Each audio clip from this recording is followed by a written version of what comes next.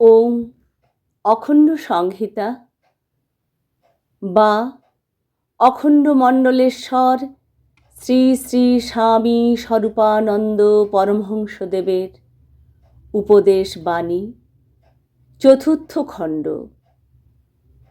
ভক্তদের জাতিভেদ নাই।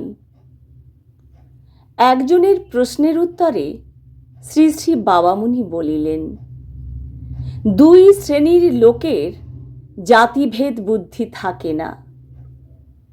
এক শ্রেণীর লোক হচ্ছে ভক্ত, আর এক শ্রেণীর লোক হচ্ছে লম্পট। লম্পট পুরুষের দৃষ্টি যে রমণীরই উপরে যায় তার মাঝেই নিজের ভোগের বস্তু খুঁজে বেড়ায়। ব্রাহ্মণের মেয়ে আর চণ্ডালের মেয়েতে তার ভেদজ্ঞান থাকে না। সুস্থ লাবণ্যবতী আর রুগ্ন কঙ্কাল মূর্তি, এ দুয়ের ভিতরে পার্থক্য করার তার ক্ষমতা থাকে না। গৌরবর্ণা না কৃষ্ণাঙ্গী, তার বিচার থাকে না। একবার চোখে পড়লেই হলো, মন তারই পিছনে পিছনেই ছুটে বেড়াবে। অসতী নারীর দৃষ্টি যে পুরুষেরই উপরে পড়ে তাকেই সে মনে মনে কামনা করে। এখন সে স্বজাতিই হোক আর বিজাতিই হোক, রাজপুত্রই হোক আর মুচি মেথরই হোক, লম্পট পুরুষ আর অসতী নারীর এই হাল।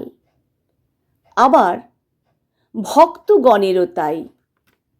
স্ত্রী দেখুন আর পুরুষ দেখুন, সকলের মাঝে সেই প্রেম ও ঘনতনু শ্রী ভগবানেরই ভক্তদের উপস্থিতি তারা লক্ষ্য করেন। স্বজাতি বিজাতির বিচার নেই, স্বদেশ বিদেশের বিচার নেই, দ্বিজ শূদ্রের বিচার নেই।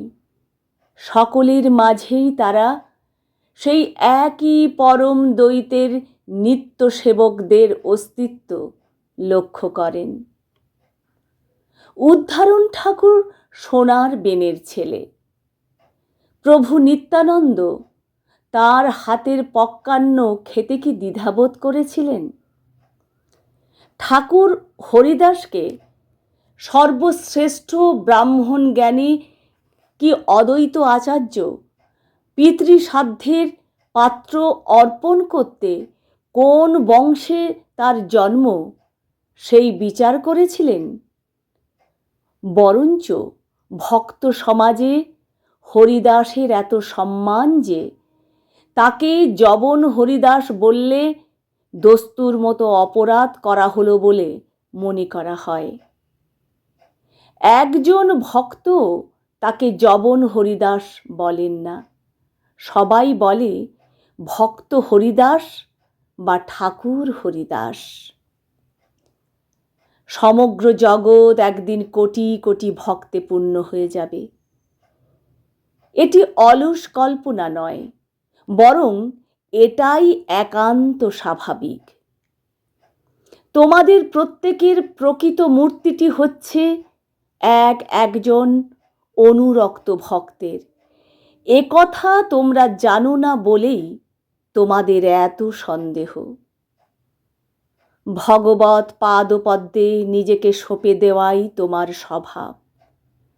কৃত্রিম শিক্ষায়, কৃত্রিমতাপূর্ণ জীবনের প্রভাবে, কৃত্রিম সভ্যতায় ও কৃত্রিম সংস্কারে আচ্ছন্ন হয়ে আছো বলেই তোমার নিজের স্বভাবকে নিজে জানতে পারছো না। কালক্রমে তোমার স্বভাব তোমাতে ফুটে উঠবে, এতে সংশয়ের কিছু নেই। যত্ন চেষ্টা করে নিজ ভাবকে ছেড়ে পরভাবকে অঙ্গীকার করেছ, তাই এত সংশয় সন্দেহের ঘন তমিশ্রা। নামকে আশ্রয় করো, নামে ডোবো, নামে মজো, নামের আলোকে নিজের স্বরূপ প্রত্যক্ষ দর্শন করতে পাবে।